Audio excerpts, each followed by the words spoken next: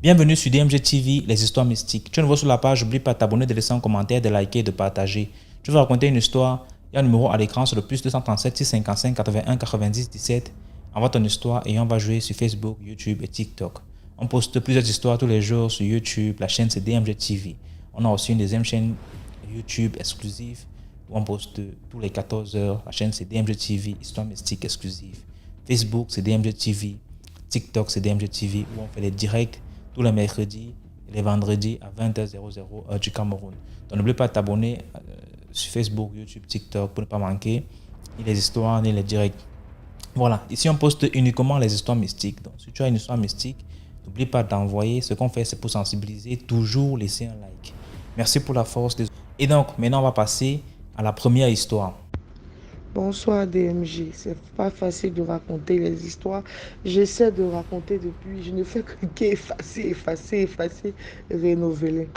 Bon, je veux dire merci à la communauté DMG, merci de partager et de liker. Vraiment, l'émission vraiment a été inspirée de Dieu parce que ton émission nous fait du bien. Ton émission nous fait réaliser que le monde spirituel existe bel et bien. Et grâce à ton émission, nos yeux spirituels, comme on le dit, sont ouverts. Je te dis merci pour tout ce que tu fais, pour le mouvement et tout. Donc ce soir, j'ai une petite histoire. Moi, je suis ivoirienne. Et mon père était gendarme. Étant gendarme, je vais aller vite parce que l'histoire est longue. Mon père étant gendarme, il faisait pas mal de villes. Et cette histoire-là s'est passée dans la région de Saint-Fra. Voilà, Saint-Fra, voilà, c'est une ville de la Côte d'Ivoire. Et précisément dans une sous-préfecture de Saint-Fra. Je préfère taire le nom de la sous-préfecture. Cette histoire s'est passée dans les années 2006-2007. Et bon, à l'époque, mon père était là-bas et tout. On avait un voisin vraiment bizarre, méchant, qui n'avait pas affaire à quelqu'un, qui ne saluait personne. Un voisin vraiment, voilà quoi, un voisin de chez voisin parce que même quand tu le saluais, il ne te répondait pas. Il n'avait pas affaire à quelqu'un tout simplement. Et un jour, il est tombé malade. Et bon, nous, on ne savait pas qu'il était malade d'abord pour commencer. Il est resté enfermé dans la maison pendant des jours. Et on ne le voyait pas. On ne comprenait pas. Ma mère m'a demandé, ah, mais le voisin, il est où? On ne le voit pas. Bon, on s'est dit sûrement que peut-être qu'il avait voyagé. Pourtant, il était enfermé dans la maison, il était malade, il était en train de mourir, même nous, on ne savait pas. Donc, on s'est dit, mais attends, mais sa nièce aussi n'est pas là. Mais comment il fait? Pourquoi il est enfermé? D'habitude, bon, on voyait plein de personnes aller là-bas faire le show et tout, mais le coin était calme. Donc, on s'est posé la question, on s'est dit, mais pourquoi tout est calme comme ça? Donc, un jour, on entend là-bas, au nom de Jésus, au nom de Jésus. Donc, on s'est dit, ah, sors, maladie, sors. Donc, on s'est rendu compte que le monsieur était malade. Donc, après, on a vu sa nièce. Donc, ma mère allait vers sa nièce pour dire, ah, ton oncle a quoi? Pourquoi on ne le voit plus? Tout ça. Ah, depuis un certain temps, tonton est malade, ça ne va pas. Et que on a tout essayé, mais zéro, quoi. Donc là, on s'apprête à aller dans un camp de prière. Donc, ils sont allés dans le camp de prière, arrivés là-bas, ils n'ont pas eu de solution. Et ils sont revenus à la maison. Après, ils sont allés au christianisme céleste, ils n'ont pas eu de solution. À l'église catholique, le prêtre est venu, ils ont tout essayé, zéro. Ils sont allés chez les évangéliques, ils ont essayé, zéro. Chez les marabouts, zéro. Donc, eux tous avaient une seule parole, confesse-toi. Donc, ma mère aussi, bon, dit, ah, mais mon voisin est malade, il faut que j'aille là-bas.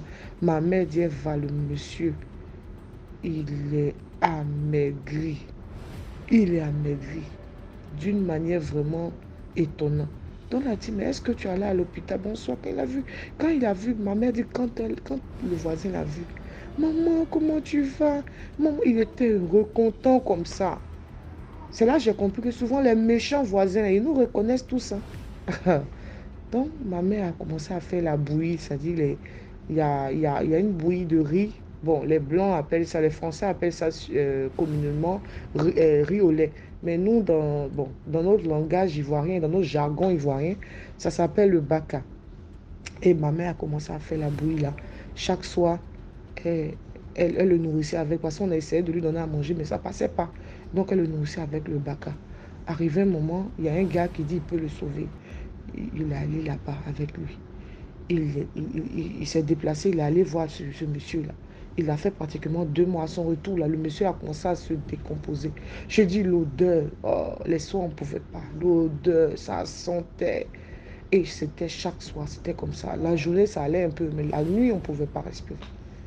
Donc ma mère, comment elle va faire? Elle allait là-bas. Ma mère dit quand elle est partie, elle a revu le monsieur, elle n'a pas reconnu. Elle dit le monsieur était décomposé. Décomposé avec des liquides verts comme ça qui sortaient de lui. Vraiment, c'était horrible. Et quand on le posait, par exemple, sur un matelas, sa peau restait, quoi. Si on le posait sur une natte, sa peau restait. Donc, c'était pas facile. La nuit, il gémissait. Aidez-moi, je souffre, aidez-moi, je souffre. Donc, ma mère a pris son pasteur, ils sont venus, ils ont prié et tout et tout. Le pasteur a eu une révélation que, disant qu'il doit se confesser. Donc sa nièce disait, hey, c'est ce que tous les autres ont dit, même les féticheurs, les marabouts, partout on est passé, ils ont dit la même chose, que mon oncle doit se confesser, mais il n'est pas prêt pour se confesser. Que maman, comme c'est toi, peut-être qu'il va accepter. Donc ma mère a essayé de le convaincre. Il dit non, je ne peux pas. Quand on parle de la confession, il se met à pleurer. Donc non, on ne comprenait pas pourquoi il ne voulait pas se confesser au fait. Donc ma mère a tout essayé, il ne voulait pas se confesser. Et arrivé un moment, le monsieur ne pouvait plus boire ni manger, rien du tout. Ses dents-là étaient reliées. Je ne sais pas comment vous expliquer. Ses dents étaient reliées, c'est-à-dire c'était fermé.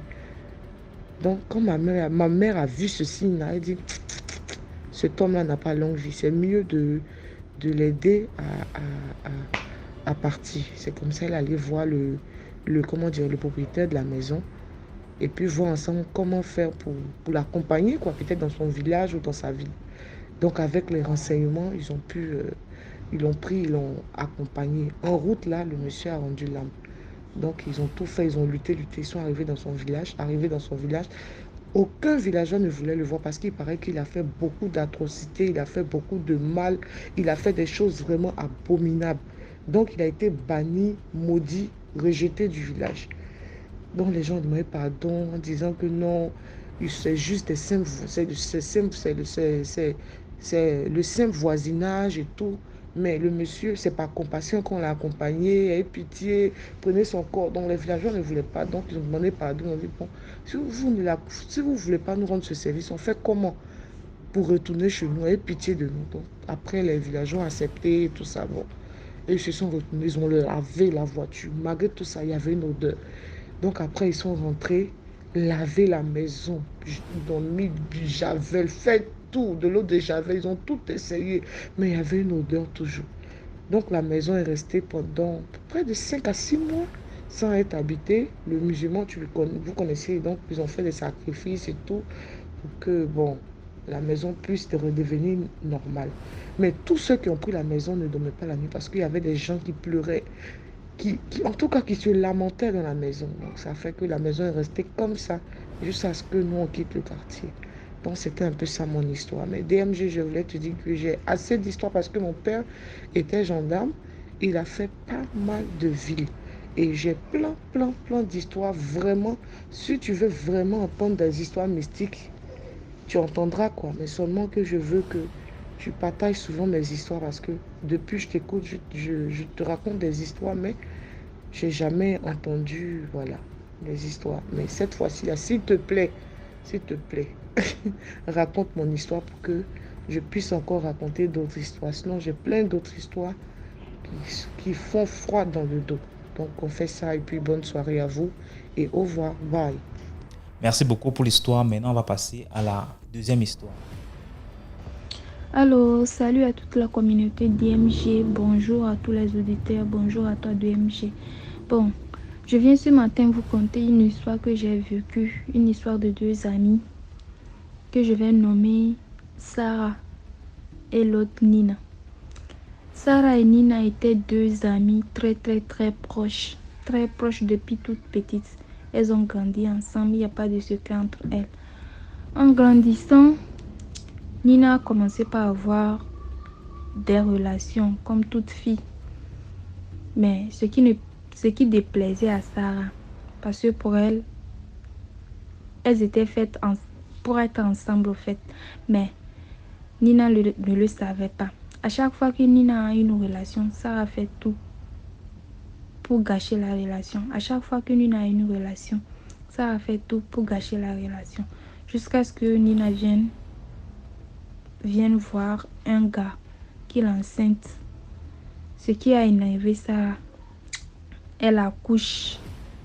Tout se passe bien. Maintenant, connaissant une maman, elle consacre tout son temps et son énergie pour son enfant. Ce que Nina et Sarah trouvaient pas possible parce qu'elle s'appelait ma soeur d'une autre mère, ma jumelle. Elle partageait tout au fait. Qu'est-ce qu'elle va faire? Elle se lève, elle part voir, comment l'appelle-t-on? Un marabout jusqu'au Bénin. Je vous conte l'histoire. L'histoire se passe au Togo. Elle se lève, elle part voir un marabout jusqu'au Bénin. Pour faire quoi? Pour séparer Nina du père de son enfant. Et elle ne s'est pas arrêtée là. Premièrement, c'était pour les séparer.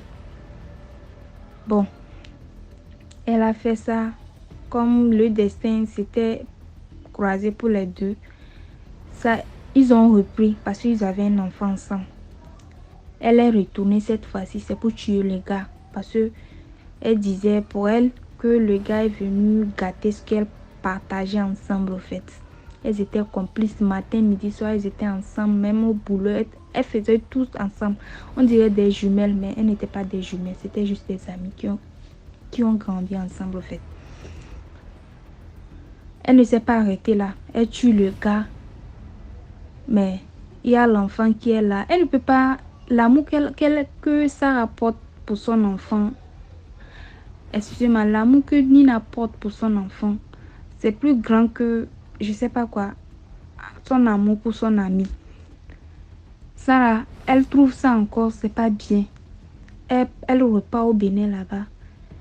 Elle fait des trucs, des rituels. L'enfant devient paralysé. L'enfant fait 3 ans assis. Il ne fait pas 4 pattes. Il est assis seulement. Il parle, mais il est assis seulement. Mais l'amour d'une mère pour son enfant, genre, les relations qu'elles avaient là, ça s'est diminué quoi. Ce n'était plus comme avant. Il se lève. Un enfant qui ne marche pas, qui ne fait pas, il n'a que sa maman. Donc, elle est proche de son enfant. Elle est repartie. Cette fois-ci, c'est pour tuer l'enfant. Et comme l'enfant est mort, il faut venir voir Nina. Elle est en dépression. Elle parle seule, tout ça là. Elle a profité de ça pour retourner au Bénin là-bas.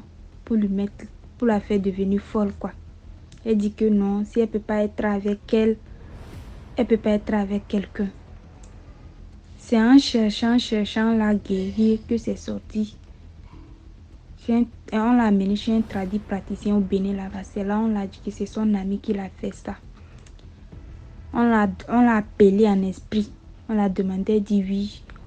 Elle pensait que quoi, elle a signé un pacte avec elle. Elle disait que seule la mort pouvait les séparer. Maintenant, elle se lève un matin que non, elle a un gars. Un matin, elle se lève encore qu'elle est enceinte. C'est pour la dire quoi? Que c'est fini, elle a menti. Que le pacte qu'elle a signé avec elle, elles se sont dit, c'est jusqu'à la mort. Donc, il n'y a personne qui va... Donc, elle trouve que si elle ne peut pas la voir, personne ne peut la voir. Vous voyez à quel point l'être humain est cruel. L'être humain est mauvais jusqu'à quel point. L'enfant d'autrui, juste des amis. Vous n'êtes pas parenté. Juste des amis. Et là où je parle, là, on a essayé de traiter la pauvre. Ça ne va pas. De temps en temps, vous la voyez, ça va mieux. De temps en temps, ça recommence. Elle dit non, que la folie qu'elle a fait, que le rituel, elle a mis ça dans l'anus d'un cadavre de la famille de Nina. L'anus d'un cadavre de la famille de la victime. Donc, on a déjà enterré. C'est qui la personne? Elle dit qu'elle ne peut pas dire le nom. Donc, ce qui veut dire qu'elle ne peut pas être guérie totalement. Soit, genre, ça serait temporaire, quoi. Tantôt ça va, tantôt ça va pas. Donc, c'était l'histoire que je tenais à raconter aujourd'hui. Chacun va tirer sa morale. Sinon, au fait, l'histoire s'est passée dans ma famille, mais ça m'a traumatisée. Sincèrement, l'être humain est très, très, très mauvais. Donc, faisons très attention à ce qui sort de nos bouches, sincèrement. Merci beaucoup pour l'histoire. Maintenant, on va passer à la troisième histoire. Allô, salut DMG TV. Désolé si je vous fais cette note vocale à cette heure-là, mais franchement, j'avais besoin de parler à quelqu'un. Voilà. Au fait, je suis un jeune africain. Je vis en Afrique ici, en Afrique de l'Ouest. Mais franchement, j'ai traversé une période vraiment bizarre. Au fur et à mesure que les années passent, je commence à découvrir le vrai visage des personnes même avec lesquelles j'ai grandi. Les personnes même que j'appelais frères, sœurs, mais qui ont des attitudes vraiment bizarres envers moi. Et quand j'en parle, on me dit que non, je suis le plus petit, je dois subir, je dois, comme si tu étais en prison et puis on ne veut pas te laisser être libre, on ne veut pas ta liberté, on veut toujours t'embrouiller au fait. Au fait, je vous explique, je traverse une période où aujourd'hui je vous parle là, je ne m'entends plus avec quelqu'un dans ma famille. Parce que tout simplement, j'ai décidé de ne plus me faire manipuler, de ne plus... En tout cas, c'est-à-dire quoi, tu me respectes, je te respecte, tu me considères, je te considère. Depuis que j'ai commencé à fonctionner comme ça, personne ne veut me sentir. Et figurez-vous qu'aujourd'hui, mes propres parents ont monté tout le voisinage contre moi pour me faire passer pour l'enfant qui n'est pas bon. Ça, c'est bien. De deux, tous mes projets que je mets en place qui me permettent d'avoir de l'argent. On a un frère qui est à travers à la police. Je vous jure que ce dernier-là, il espionne mon téléphone. C'est-à-dire, je peux causer avec quelqu'un tout à l'heure, là, la personne va venir. On va parler d'une affaire, parce que moi, j'ai fait un peu de tout. Voilà. Je fais les installations des caméras vidéosurveillance. Je vends les terrains en tant qu'intermédiaire, c'est-à-dire si j'ai trouvé quelqu'un qui est propriétaire de terrain, qui cherche à vendre son terrain, moi je l'aide à vendre son terrain et puis je gagne un pourcentage. En tout cas, c'est un peu ça mes activités. Voilà. Donc c'est-à-dire quoi? Aujourd'hui, je vous parle là. J'ai commencé à faire certaines activités. Parce qu'il y a des choses qui se passent dans ma vie, moi, je ne comprends pas. Sans vous mentir. Il réfléchit, il trouve pas question à cela. J'ai commencé à faire les astuces sur Facebook, les astuces en disant, quand tu trouves que ta vie est un peu bizarre, prends telle chose, vous faites, prends telle chose. Je vous assure que depuis que j'ai commencé à faire ça là, mes parents ne peuvent plus rester à la maison. Oh, on m'avait dit que si tu fais ça, les gens vont te fuir. Les gens vont toujours faire tout. En tout cas, ils vont toujours faire quelque chose et puis vous allez vous séparer. Oh Dieu vous parle là-bas. Je suis seul. Tout le monde m'a fui. C'est parce qu'il n'y a pas envie de filmer pour que les concernés la reconnaissent la maison. Sinon, je vous dis que je suis seul. Mais je suis seul là. Il y a les voisins qui sont à côté. Les voisins là sont devenus les boucs émissaires de mes parents. Est-ce que vous comprenez? Ils sont devenus les boucs émissaires de mes parents. C'est-à-dire quoi? Eux, ils regardent ici maintenant. S'il fait ça, ils appellent. Ah, il a fait ça. S'il fait ça, ah, il a fait ça. C'est comme ça, les filles.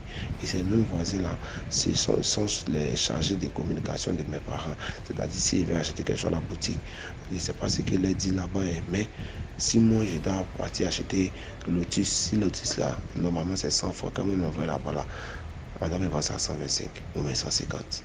Genre, ils ont mis quelque chose en place de telle sorte que moi, l'argent ne doit pas rester dans ma main. Pour que moi, je sois toujours là en train de commander auprès d'eux. Pour que je sois toujours dépendant d'eux. Je vous jure. DMG, pardon.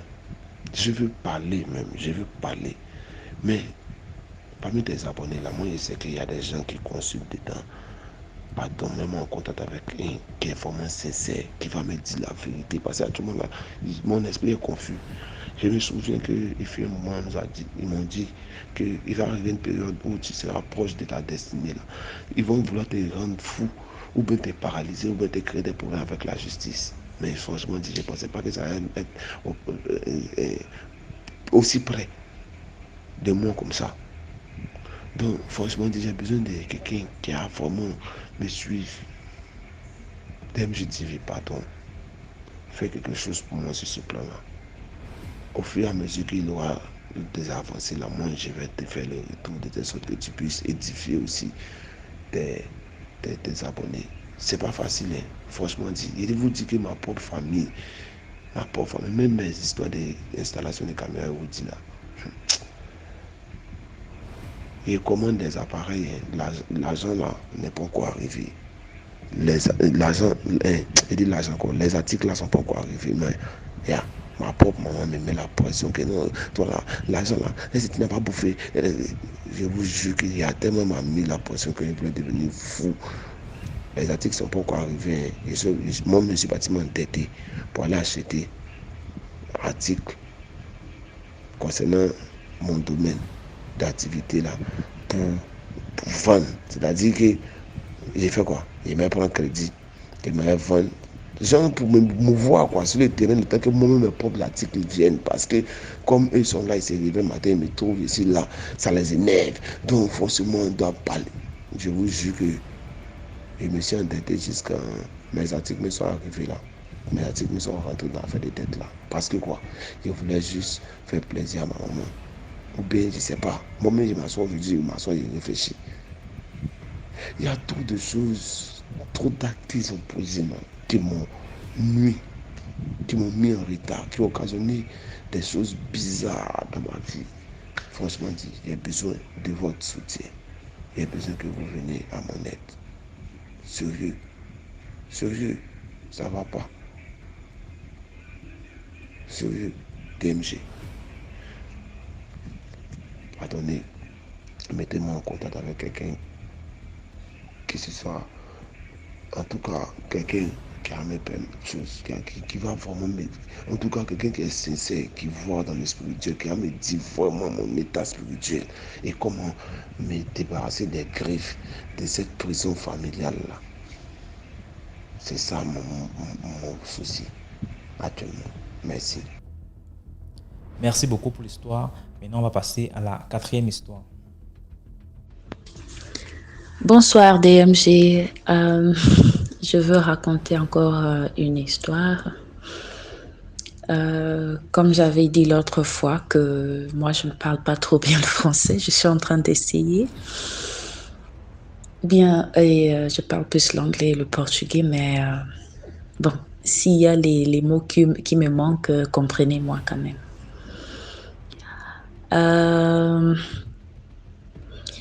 Ça c'est mon propre histoire, ce que j'avais vécu.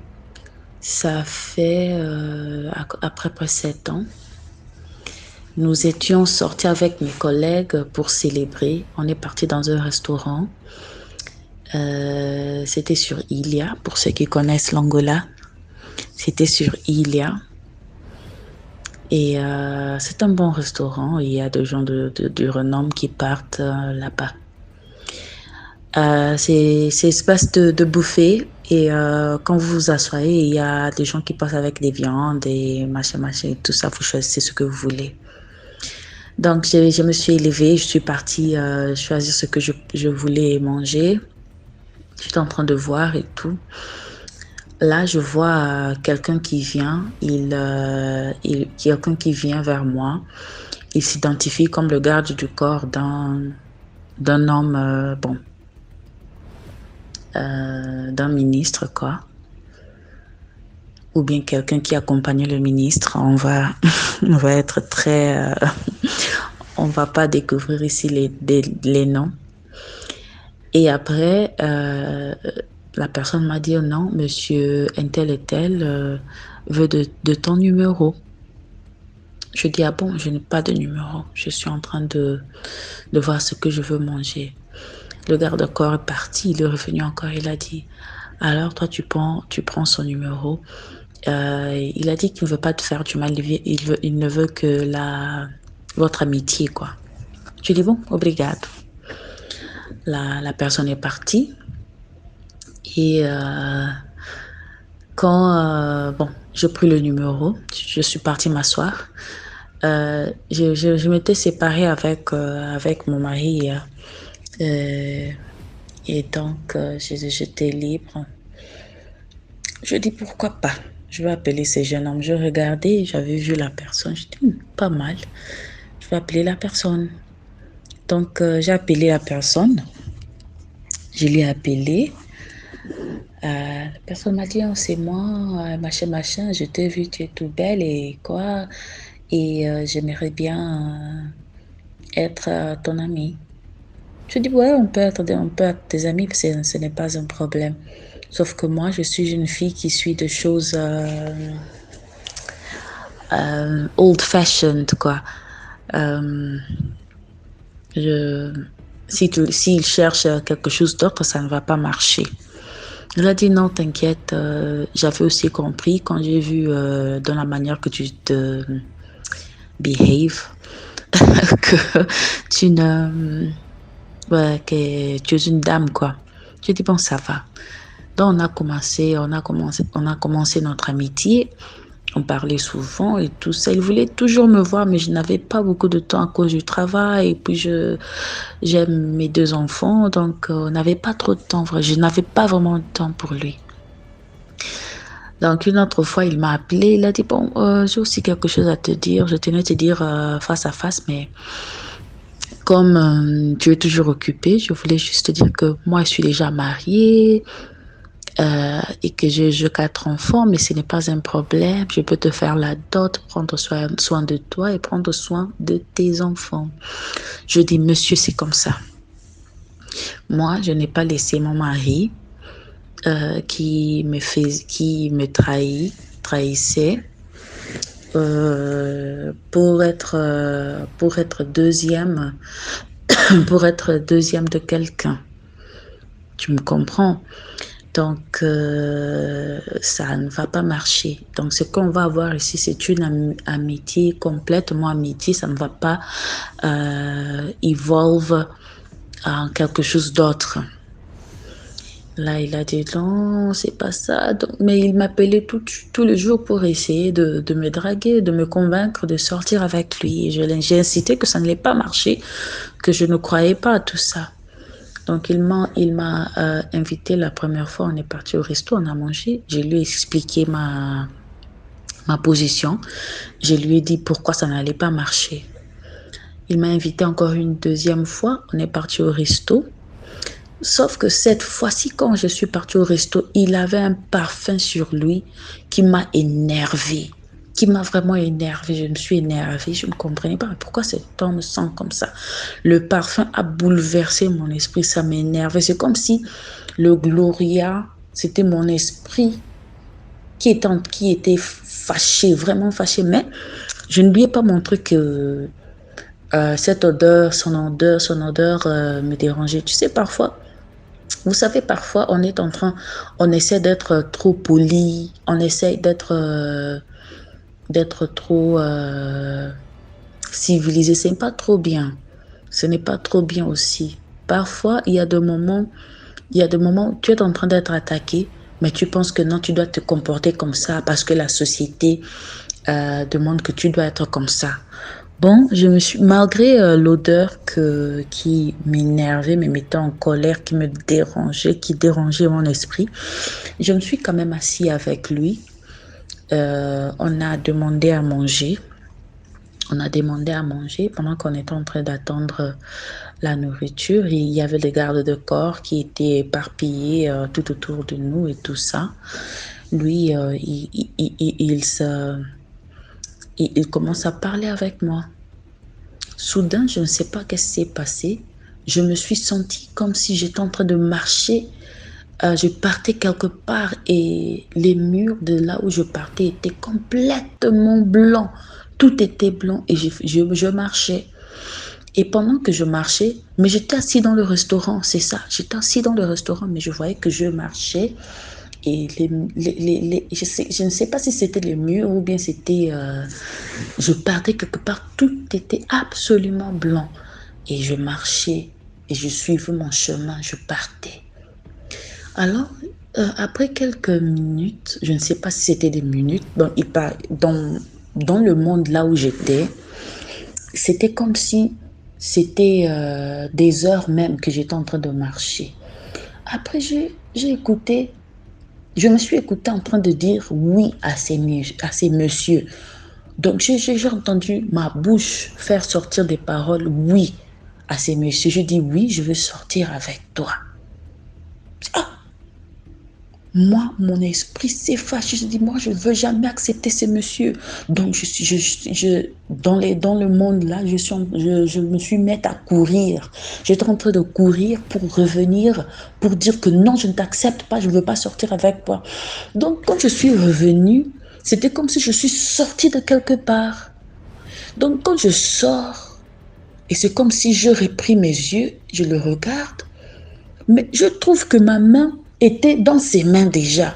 Et il est en train de dire, ah, é isso que nós queremos. Ah, c'est comme ça, bon, ah, c'est ce que nous voulons. Il tenait ma main comme ça. Donc, je fais sortir ma main très vite de ses mains. Je dis, mais non, moi, je ne veux pas sortir avec toi. Je t'avais déjà expliqué que je n'allais pas sortir avec toi. La face de monsieur était tellement étonnée. Il était étonné. Il a dit, mais comment? Il a dit, mais comment? Mais comment? Je dis, mais assez, mais il a dit, je dis, mais c'est comme ça, je ne veux pas sortir avec toi. Je t'avais dit que moi, je ne veux pas sortir avec toi. Tu es marié et je ne suis pas intéressée. Si je voulais être dans ce genre de relation, j'allais rester avec mon époux. Bon, moi, avec toi, il n'y a rien. Donc, je suis sortie de là. Je n'ai même pas encore attendu que la nourriture vienne. Il y avait mon esprit qui me disait, mais non, tu dois sortir de là tout de suite. Tu dois sortir de là tout de suite. Là, je me suis élevée. Je dis, monsieur, j'allais dire son nom, monsieur Intel. Ah, tu m'appelles monsieur encore, il faut m'appeler, je ne sais pas. Je dis, non, monsieur Intel, je dois partir. Les gardes des corps, non, on va. Il voulait me donner un de ses gardes pour m'amener avec son chauffeur. Je dis non, je n'ai pas besoin d'un chauffeur. J'ai mon chauffeur qui vient. Mais tu l'as appelé quand? Je ne sais pas, je n'avais même pas appelé le chauffeur. Je suis juste sortie vite. J'ai pris un taxi, je suis rentrée au boulot. Je suis rentrée au boulot complètement bouleversée. J'avais même de maux de tête. Quand je suis arrivée, je fais une petite prière et j'ai donné une excuse à mon chef parce que c'était l'heure de lunchtime. Hein. C'était vers 12h15 que j'ai eu le temps de partir manger un peu avec lui. Donc, j'ai pris mes affaires, je suis partie à la maison. Je suis partie prier. Le lendemain, le même jour, il m'appelle, comment ça va, comment tu vas? Je dis, non, tout va bien. Après, il m'appelle encore un autre jour, en train d'insister que je devrais partir lui voir, ou on devrait partir encore dans un restaurant. Là, il y a mon esprit qui me dit, Gloria, qui me dit donc, si tu sors encore avec cet homme,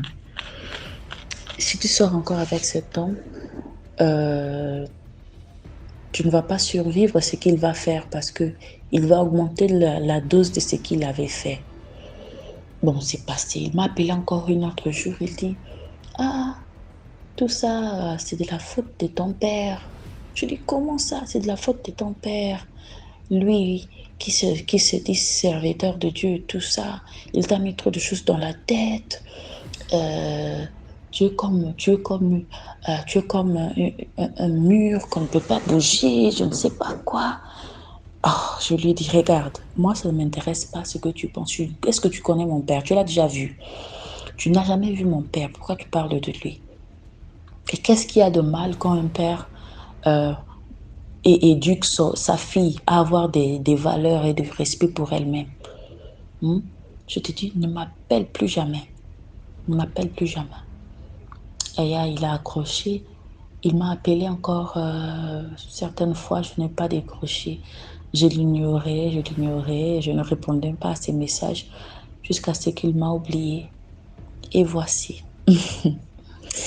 Et c'était ma petite expérience. J'ai encore beaucoup d'autres histoires que je veux bien vous raconter. Merci beaucoup pour l'histoire. Maintenant, on passe à la 5e histoire. Bonjour ou bonsoir à la communauté DMG. Avant de commencer, je vais demander à quelqu'un d'aimer, liker et de partager.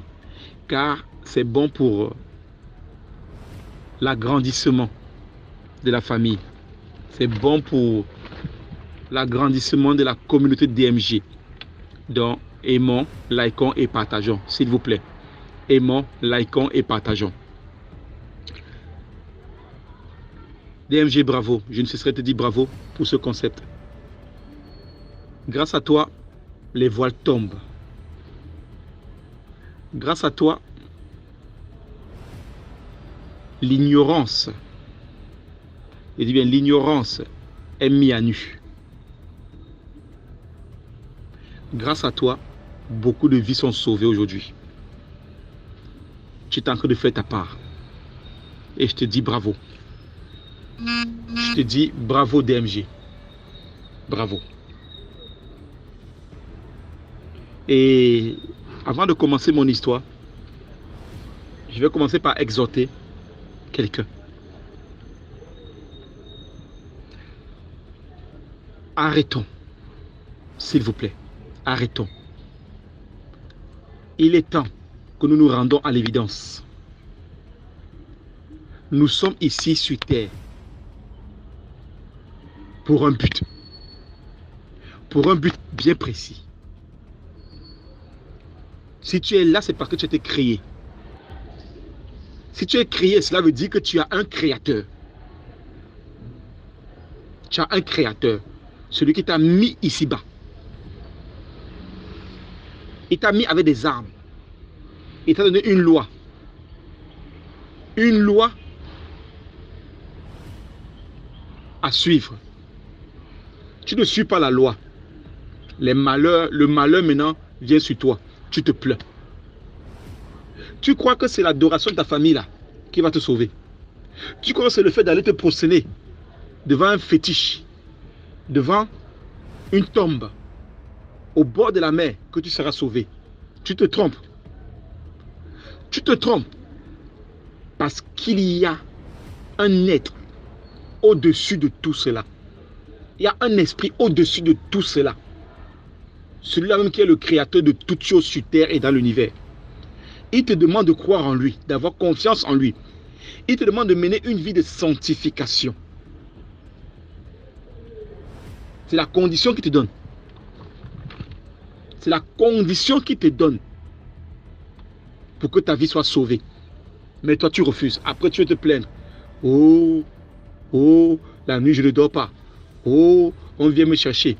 Oh, ma vie ne marche plus. Oh, j'ai plus de travail. Oh, j'arrive pas à me marier. Oh, j'arrive pas à faire des enfants. Oh, ceci. Oh, c'est là. C'est monté. C'est descendu. Tu es responsable de ce qui t'arrive. Il est temps que tu comprennes cela. Tu es responsable de ce qui t'arrive. Il est temps que tu comprennes cela. Car celui-là même qui t'a créé, celui qui t'a envoyé ici, là, c'est un Dieu jaloux. Et il refuse de te partager avec qui que ce soit, avec un esprit quelconque. Il refuse. Parce que tous ces esprits-là sont sous sa domination. Il domine tout cela. Il est le Tout-Puissant.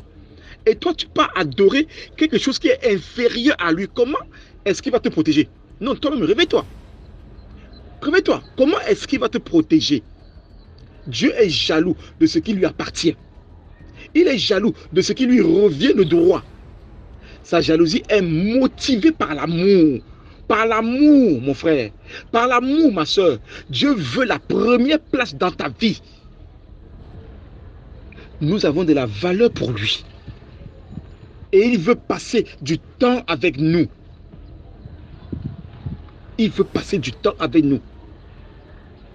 Qu'est-ce qui appartient? Qu'est-ce qui lui revient de droit? C'est quoi? C'est toi, mon ami. C'est toi, ma soeur. C'est toi.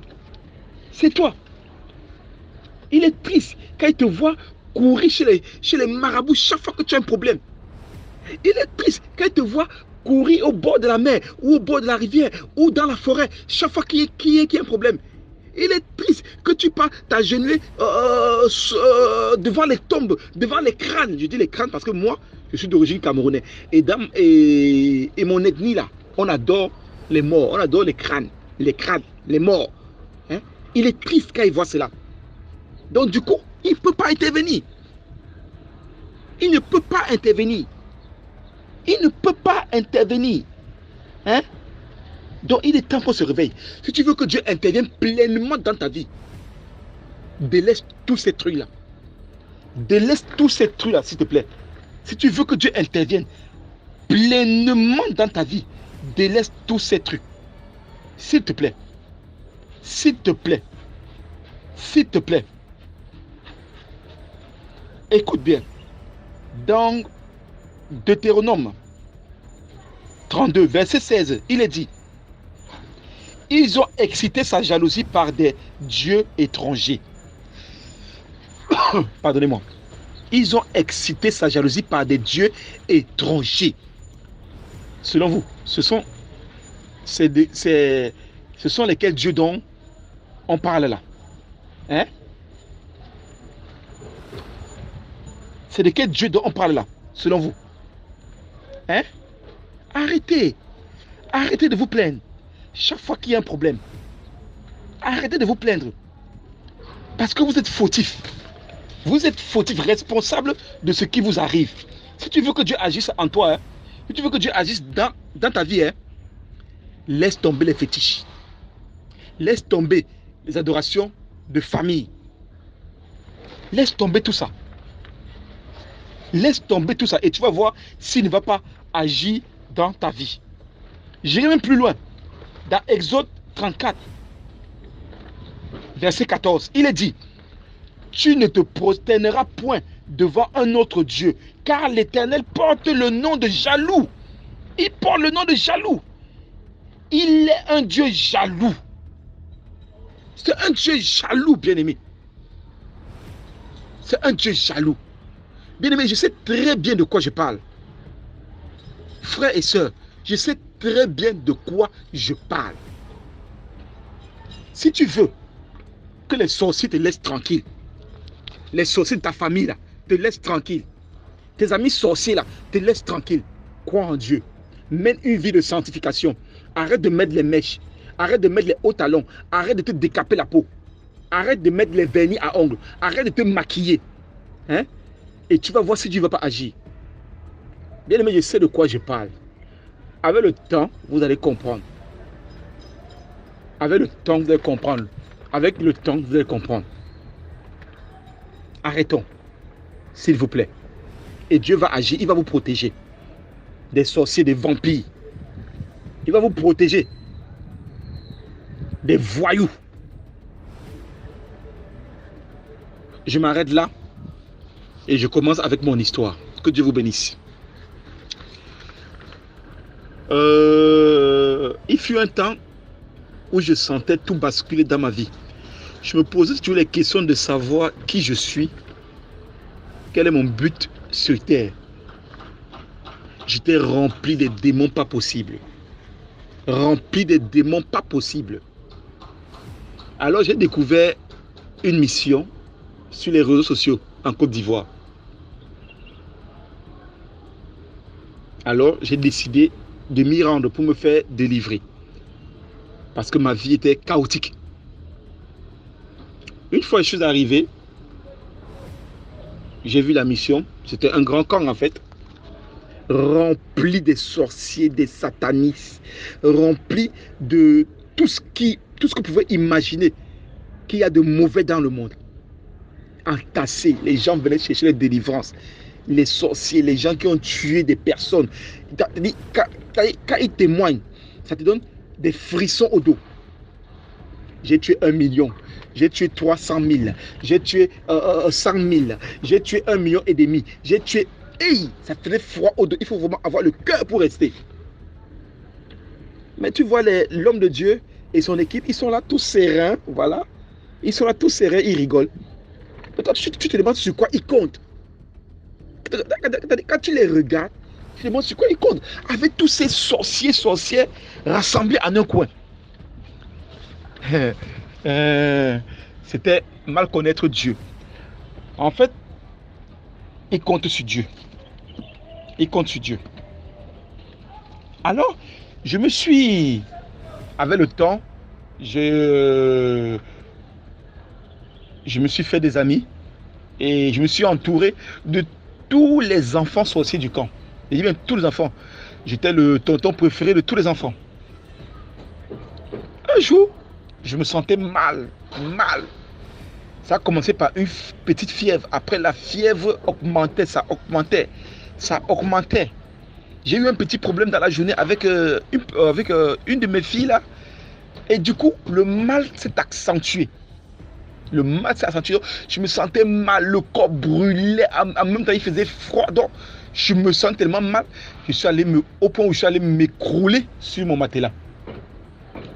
Je m'écroulais et là, je me balançais comme voilà, je me tortillais. Les gens passaient, ils m'ont vu. Alors, ils ont crié à l'aide.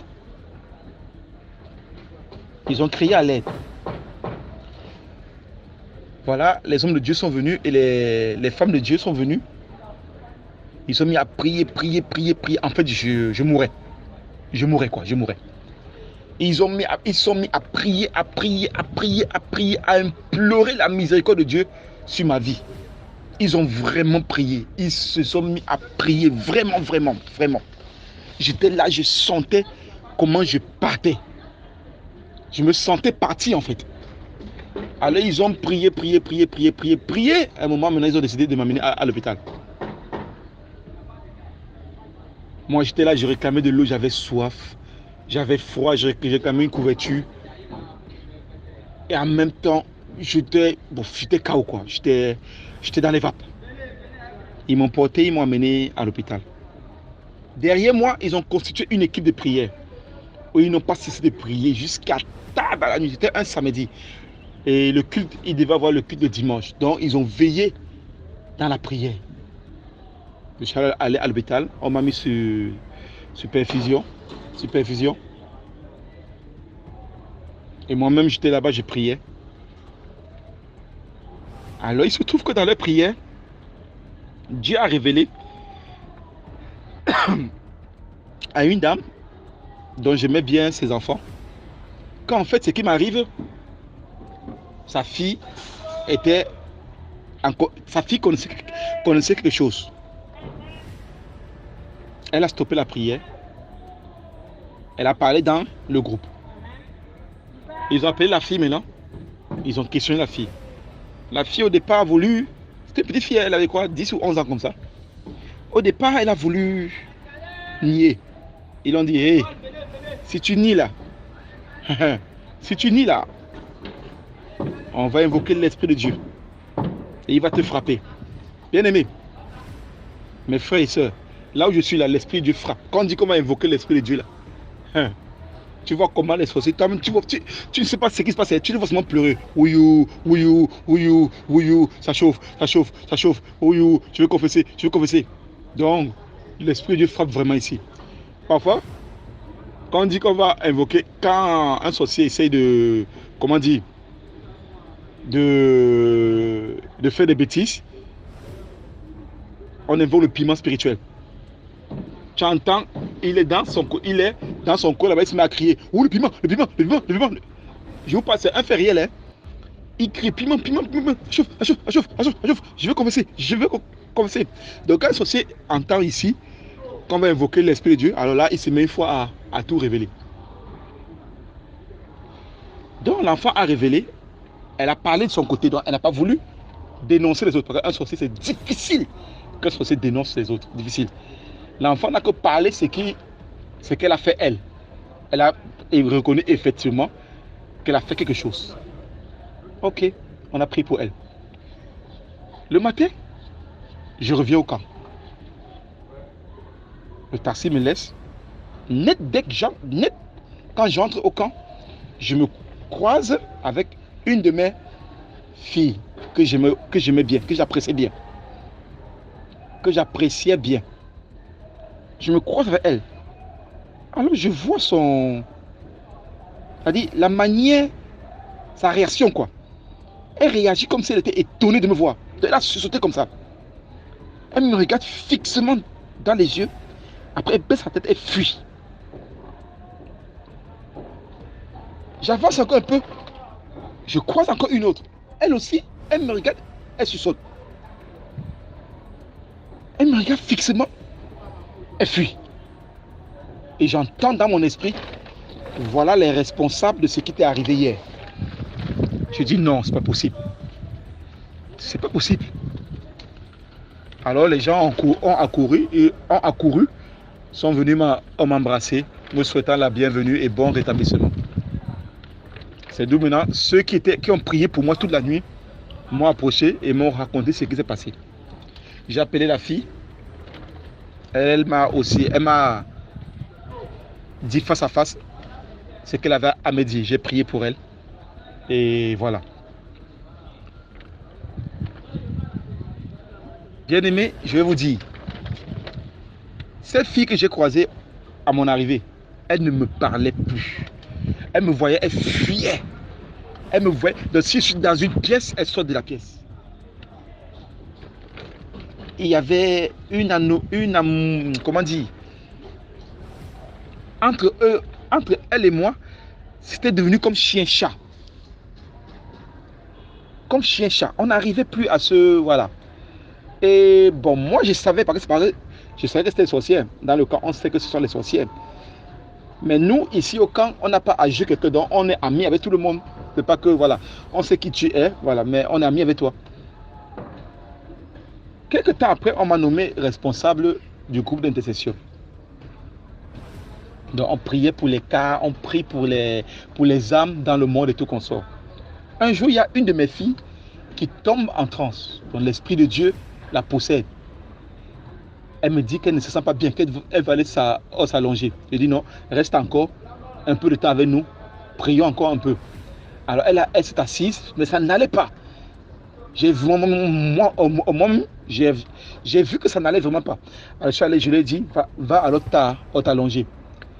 Au lieu d'aller s'allonger, elle est partie maintenant. Dès qu'elle est arrivée dehors, l'Esprit de Dieu a commencé à parler à travers elle.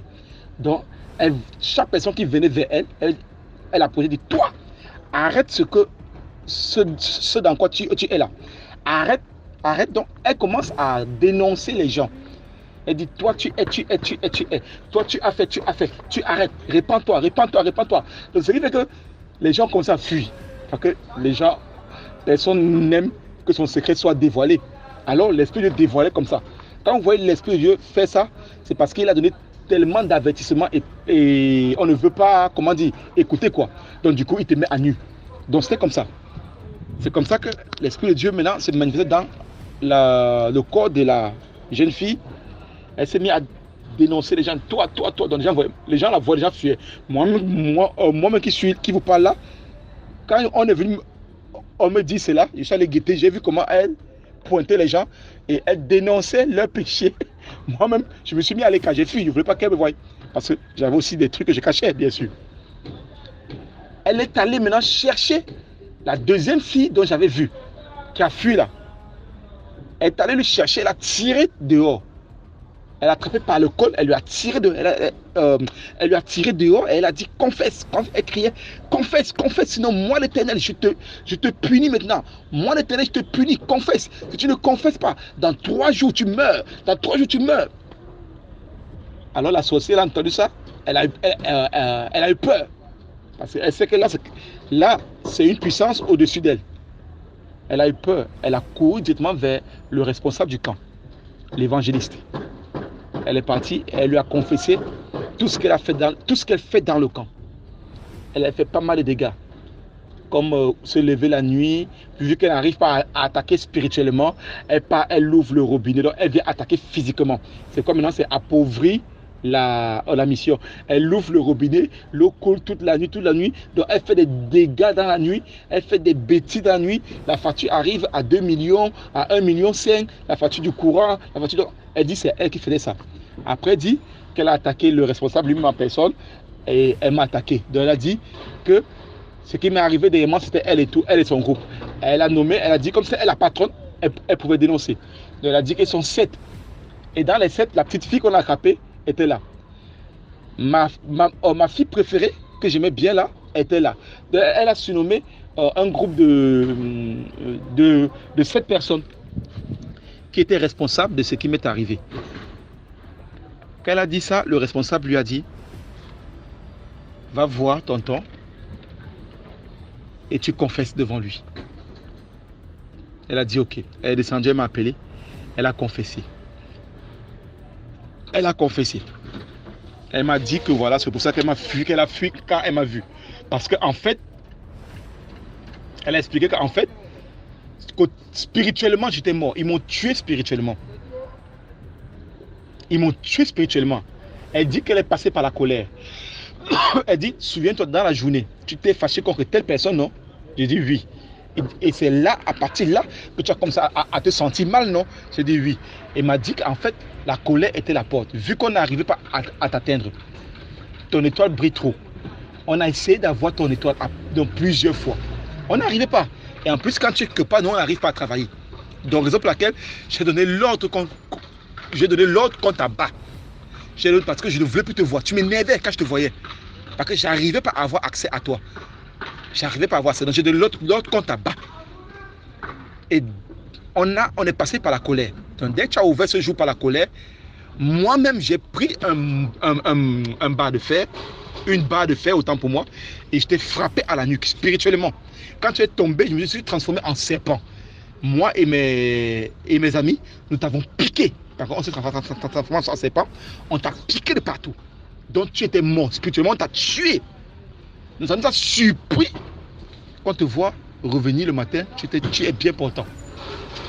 Après même quand tu es évacué pour l'hôpital, spirituellement, nous avons jubilé ici.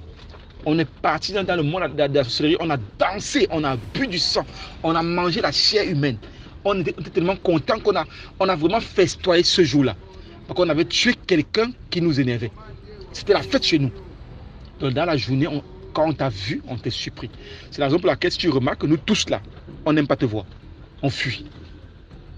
On fuit. Et dit, ah bon. Elle m'a révélé pas mal de choses. J'ai dit, ah bon? Elle dit oui. Elle dit ok, d'accord. C'est bien comme ça qu'on fait. Je lui ai pardonné. J'ai pris sa main et on a prié fortement. On a prié. Elle m'a promis de sortir de la sorcellerie. Voilà mon histoire.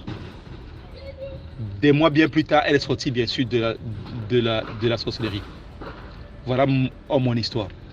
Tu n'es pas à l'abri. Si tu ne mènes pas une vie de sanctification, tu n'es pas à l'abri. Si tu mènes une vie d'impureté, tu n'es pas à l'abri.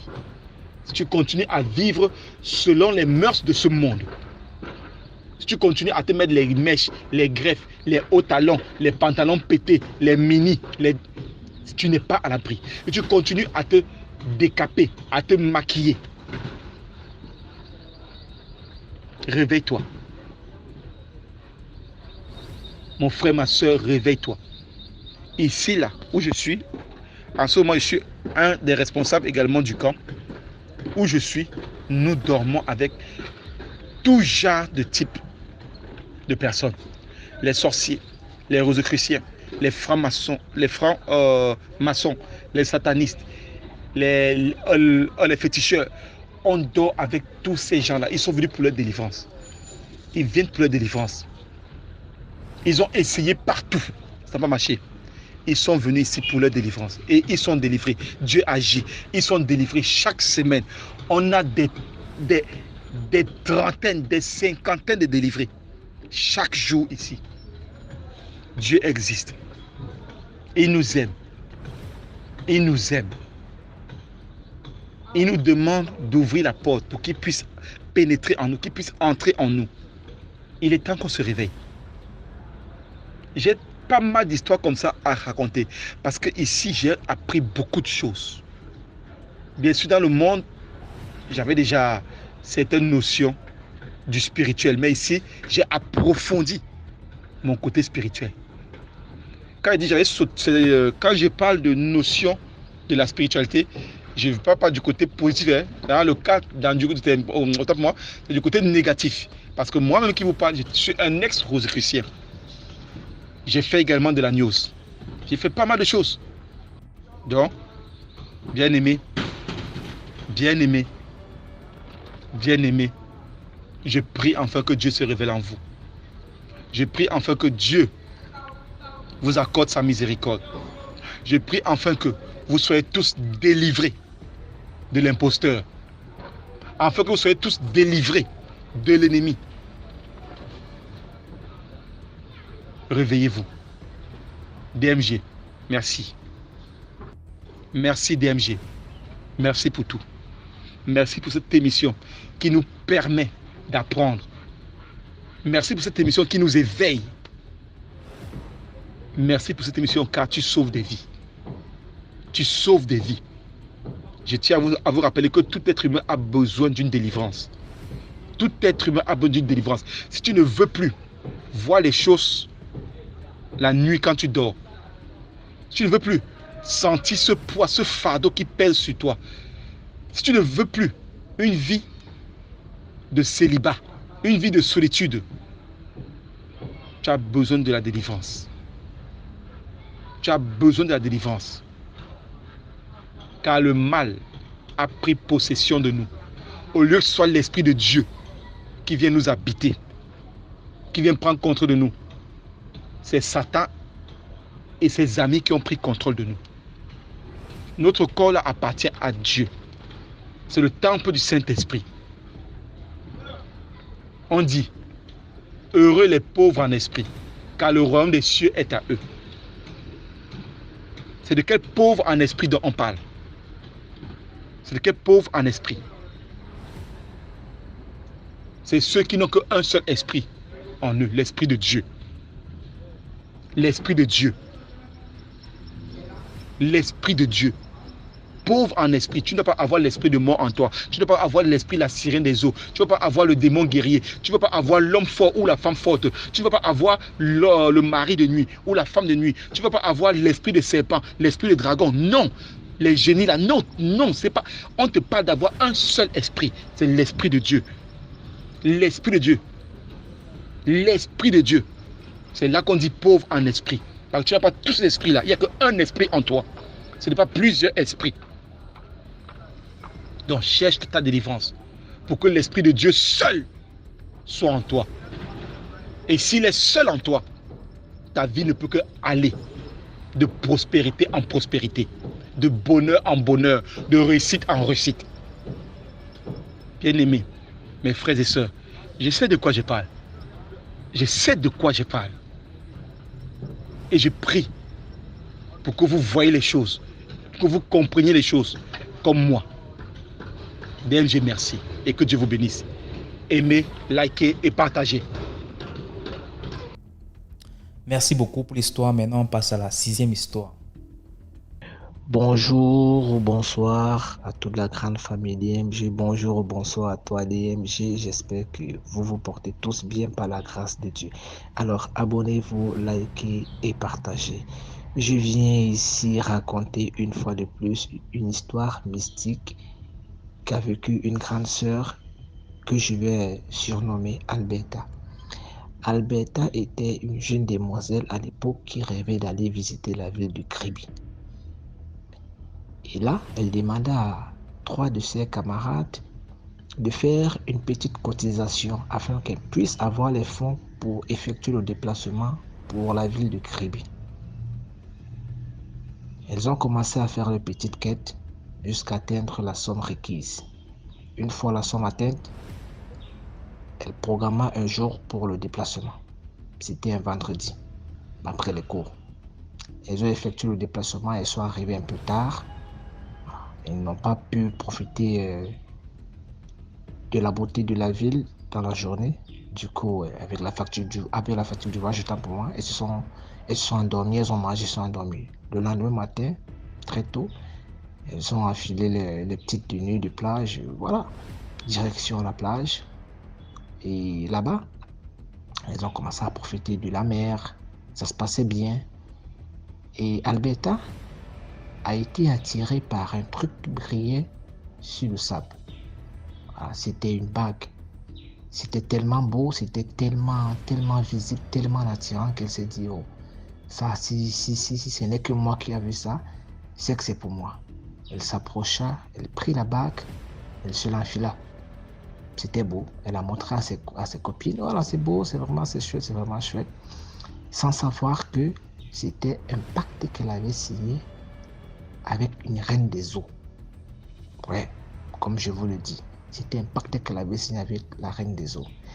Bon, sur le coup, rien ne s'est passé. Elles ont fini leur séjour, elles sont rentrées au quartier. La semaine se passa super bien. On a commencé à remarquer le changement sur Alberta le dimanche. Quand on était à l'église, durant le culte, elle entre en transe. Elle entre en transe et commence à s'agiter, c'est-à-dire, elle développe une force surnaturelle. Les enfants de cœur qui avaient essayé de lui maintenir ce jour étaient vulnérables devant la force de Alberta. Voilà. On l'a laissé, elle s'est débattue, comme elle pouvait se débattre. Au bout d'un moment, elle s'est calmée. Le prêtre a essayé de se poser la question de savoir, mais qu'est-ce qui s'est passé? C'est la première fois que ça arrive. Tout le monde était perplexe. Chacun se posait des questions, mais pourquoi est-ce que elle est entrée en transe? Pourtant, elle n'a pas ce genre d'antécédent. Bon, la journée, elle est passée comme ça bavardait un peu au quartier, ça chuchotait, ça dit du n'importe quoi par rapport à Alberta, voilà. Deuxième truc très bizarre qu'on commence à constater, c'est que Alberta, qui avait un copain, avait tout d'un coup comme ça arrêté sa relation avec son copain.